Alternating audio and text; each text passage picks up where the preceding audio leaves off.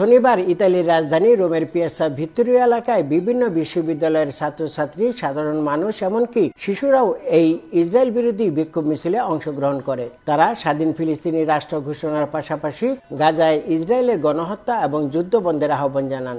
সাধারণ নাগরিকদের এই কর্মসূচিতে অংশগ্রহণের অনুরোধ জানান আন্দোলনকারীরা। রোমে বিপুল সংখ্যক পুলিশের কড়া নিরাপত্তার মধ্য দিয়ে এই বিক্ষোভ মিছিল থেকে গাজায় যুদ্ধ বন্ধের দাবিতে বিশ্বের সব দেশের নাগরিকদের ঐক্যবদ্ধ হবার আহ্বান জানানো হয়।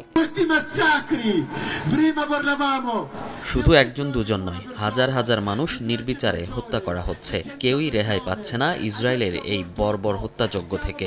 আমরা অনুরোধ জানাবো, সব দেশের নাগরিকরা ঐক্যবদ্ধ হয়ে ইসরায়েলের এই গণহত্যার প্রতিবাদ করুন। 1, 2, 3 ঢাকায় জমি জিতে নিন 100% ক্যাশব্যাক সহ 20 কোটি টাকার পুরস্কার। এই বিক্ষোভ মিছিলটি নগরীর বিভিন্ন সড়ক প্রদক্ষিণ করে। ইসরায়েল বিরোধী এই বিক্ষোভ মিছিলে অংশগ্রহণ করেন বাংলাদেশিরাও। গেল 17 এপ্রিল নিউ ইয়র্কের কলম্বিয়া বিশ্ববিদ্যালয়ের শিক্ষার্থীদের আন্দোলনের পথ ধরে যুক্তরাষ্ট্র ছাড়াও ইউরোপের বিভিন্ন দেশের বিশ্ববিদ্যালয়গুলোতে আন্দোলন ছড়িয়ে পড়ে।